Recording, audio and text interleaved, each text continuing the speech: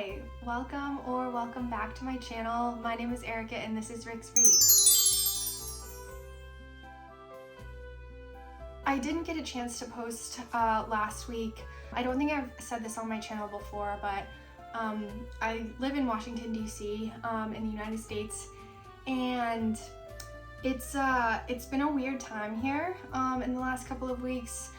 If you're watching from anywhere in America, if you're American, you probably, or anywhere else in the world, maybe you are aware that we're going through kind of a weird time right now. A lot of uncertainties here with both people who I work with, my clients, my friends, my family who work for the federal government.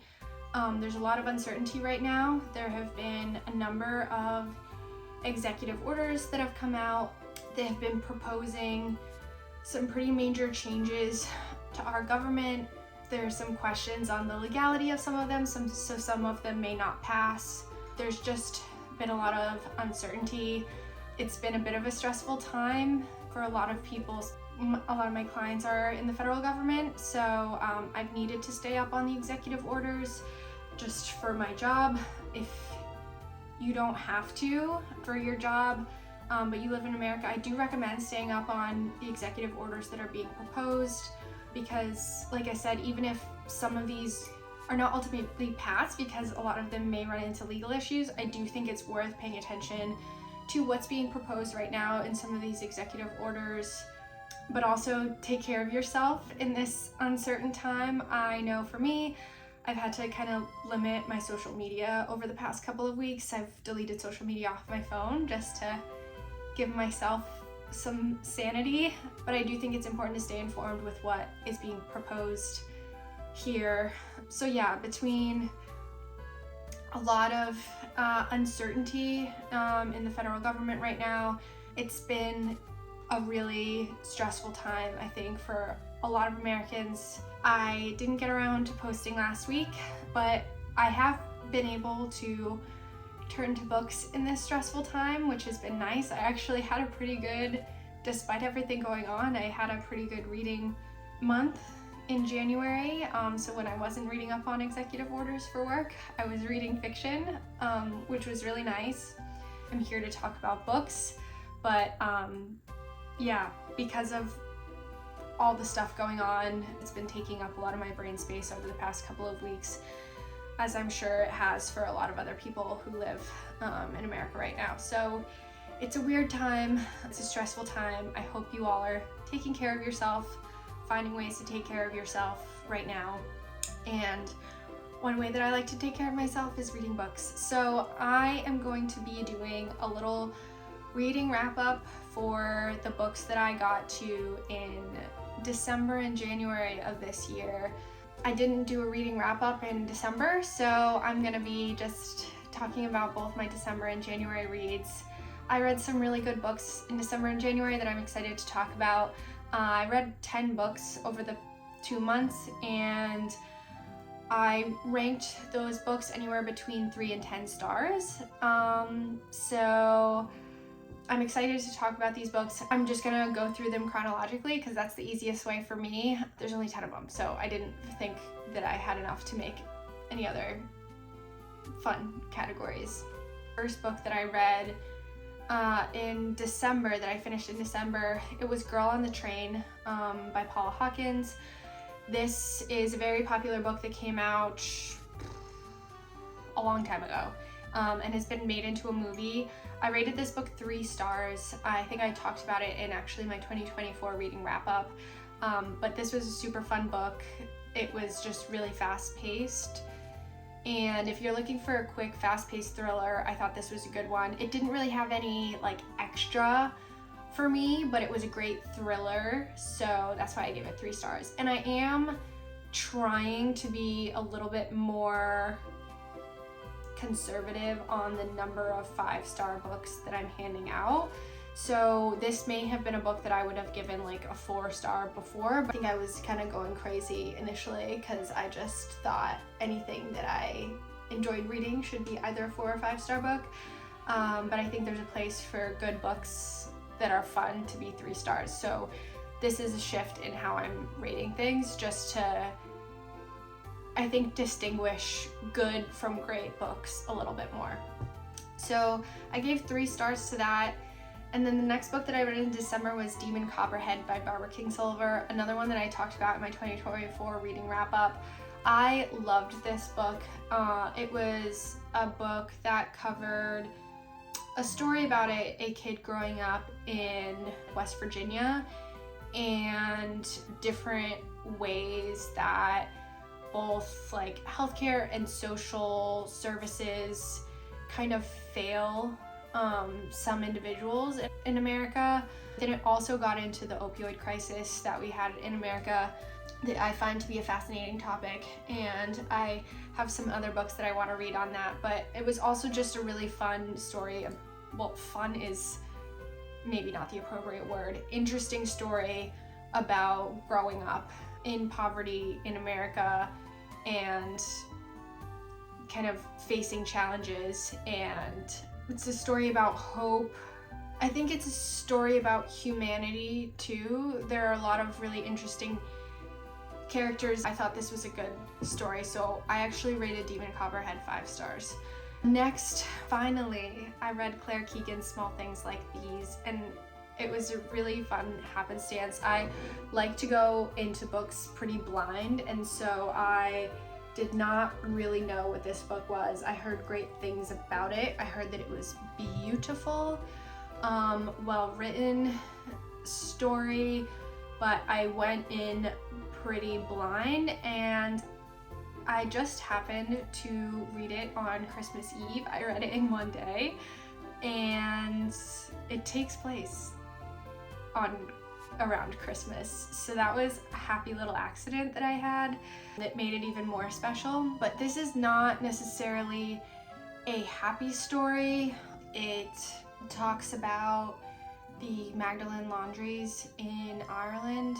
It takes place in the 1980s, and it's a very powerful but short story that really left an imprint in my brain after reading. So I highly recommend reading this, and I ended up giving it to my sister and my mom, and they both really enjoyed it.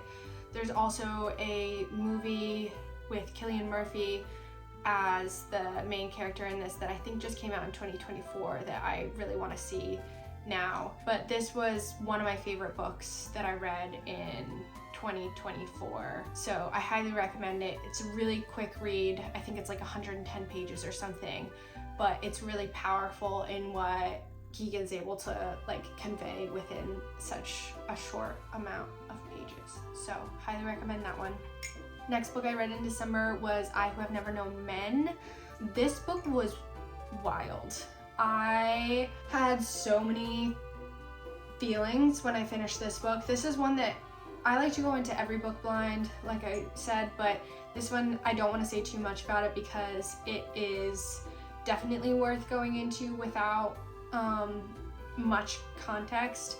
But I think it's really interesting. This book has become really popular in the last year or so, but I believe it was actually written in the 90s. This was first published in 1995, so it's kind of wild that it's having this major resurgence right now. It feels way ahead of its time for being written in 1995, but this was a really different book. If you're looking for something that's different than a lot of books that you've read before, I would recommend this one. But again, I don't want to say too much about it. I did rate this 4 stars when I read it. This could be one that I definitely would have rated this 5 stars had this been a year ago when I was still handing out 5 stars willy-nilly. Because of the fact that I have continued to think about this book so much since I read it, and I've continued to kind of make connections thinking about this book after reading it, which really distinguishes kind of a 4 and 5 star book for me. This one might be one that actually deserved a 5 star, but I rated it 4 stars when I read it, and I thoroughly enjoyed it, and it's so unique and special and different than other books that I've read before. I don't want to say anything else, but really enjoyed I Who Have Never Known Men and highly recommend that one. The next book that I read, so this gets me into January. January I read 6 books, and the first one was Days at the Morisaki bookshop. I rated this book 3 stars. It was really fun and cute and a great book about someone. The main character is in her 20s and she's going through, it's like the quarter life crisis that most of us had when we were 25, where maybe you like lose your job or you lose your boyfriend, or maybe both, in the case of this main character, and just kind of have to go back to like reevaluating what's important to you.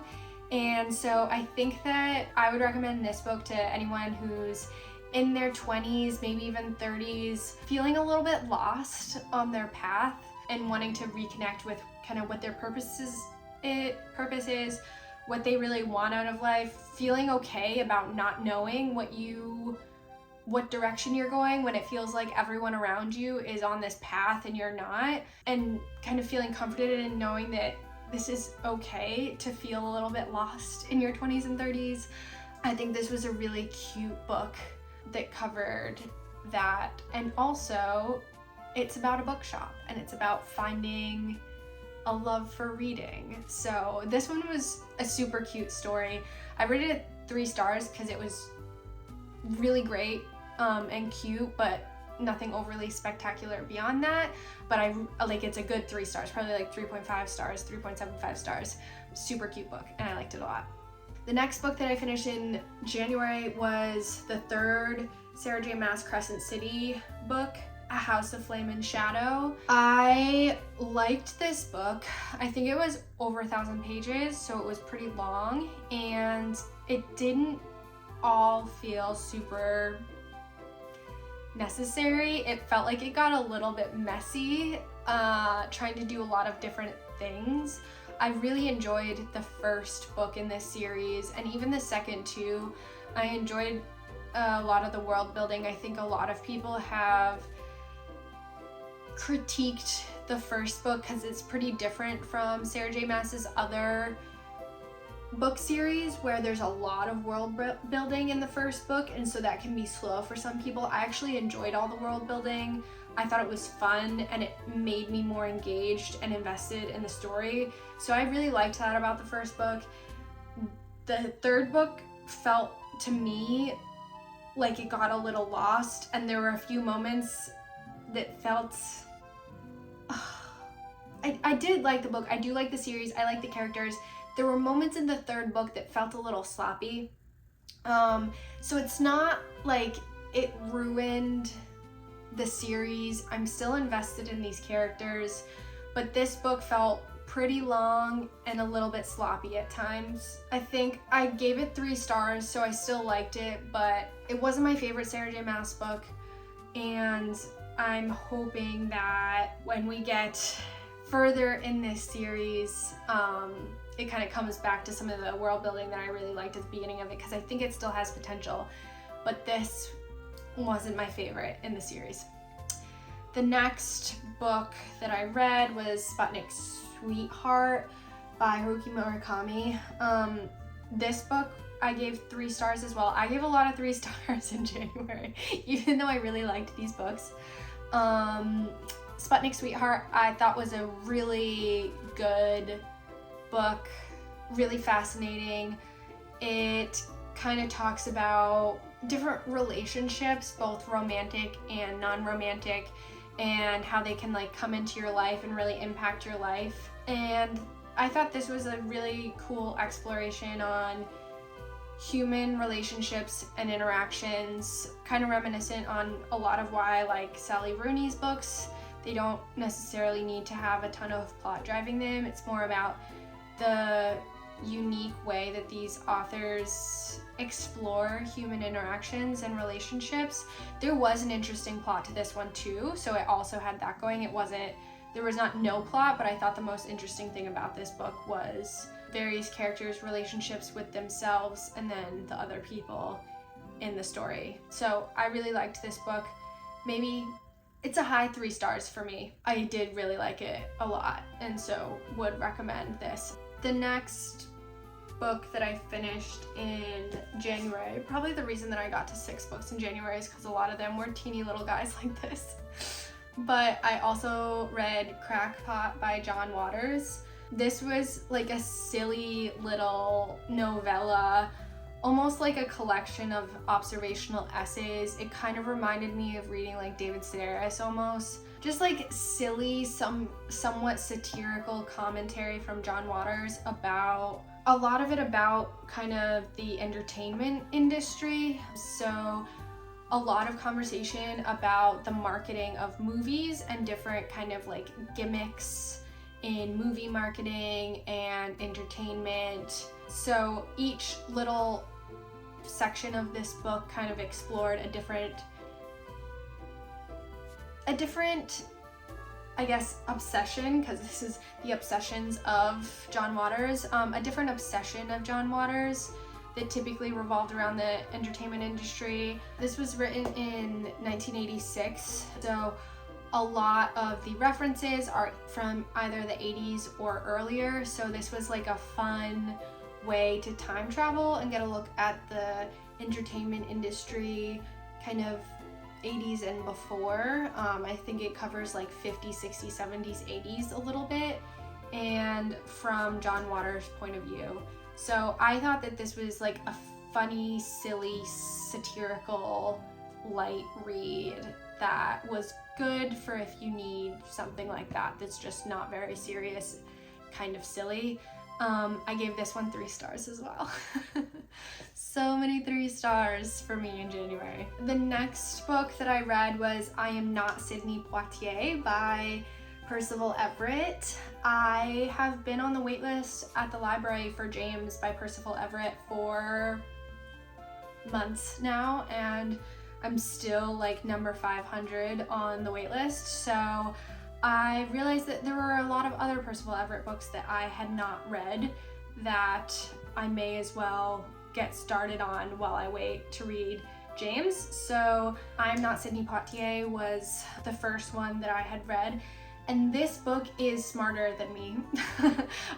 This book was so good that I feel like I need to read an essay explaining everything about this book to me, because I enjoyed the reading experience immensely and I felt like I connected with a lot of the themes in this book and I got a lot out of it just on my first read. But I think one thing I will say is there are some references to Sidney Poitier's movies throughout the novel, and I think that had I had a better knowledge of Sidney Poitier's movies before reading it, I would have gotten more out of it. That's one thing I will say before, is that you can really get a lot more out of it if you know about Sidney Poitier's like filmography and like what movies he'd been in, because that is relevant and they don't tell you in the book. You're just supposed to know more than I do,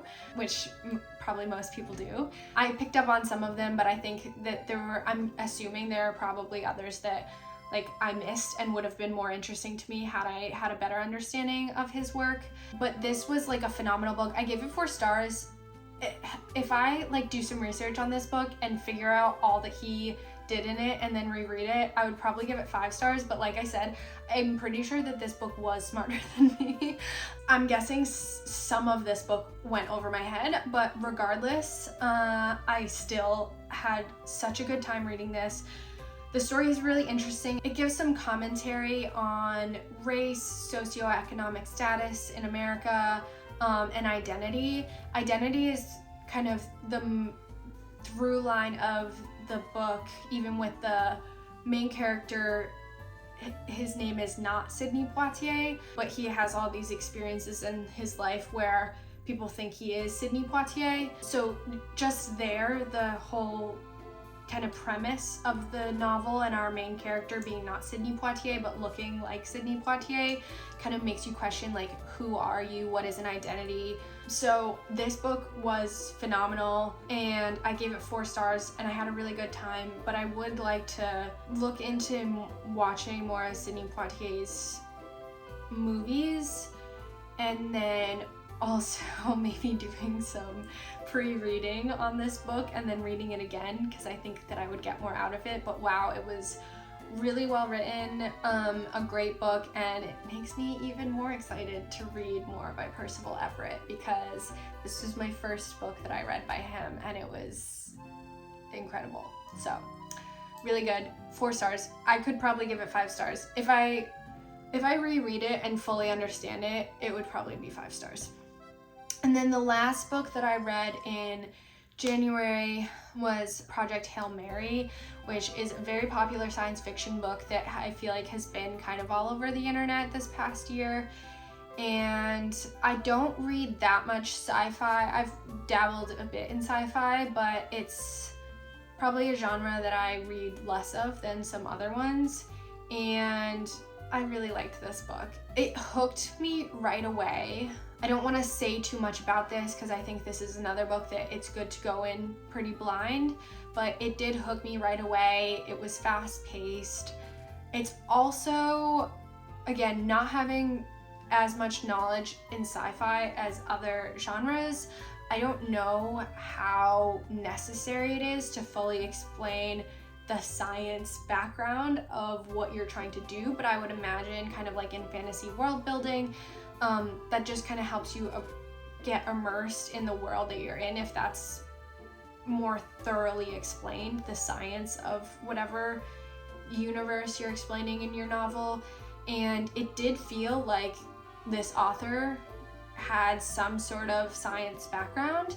My sister was joking. She was reading next to me while I was reading this book at one point, and she was like, yeah, I looked over at your book and it was talking about the chemical makeup of iron or something. And I was like, why are you reading that? I was like, yeah, they do go in depth on a lot of the science in this book, but it never was too much where it felt dry or like it slowed down the plot or anything for me. I give it 4 stars. I think mostly what kept this from being a 5-star book for me, and I think this was probably intentional, was just some of the humor in the novel felt a little dad jokey, and that's not exactly like I make dad jokes all the time, so I tell those jokes, but I think it felt a little forced in the novel, and having the protagonist being in his brain and his sense of humor was just a little cheesy, and I think that detracted a little bit for me. I do think that maybe it was intentional, without getting again too much into who the protagonist is. I do think it makes sense for them to have had the sense of humor that they had.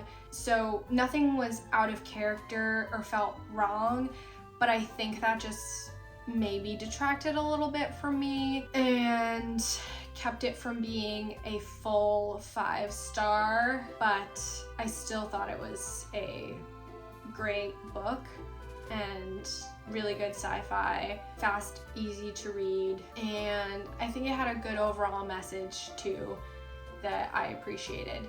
So that was 4 stars. So it looks like most of my 5-star, the only 5 stars that I had were Small Things Like These and Demon Copperhead, but a lot of the 4 stars that I rated I think could have been 5 stars.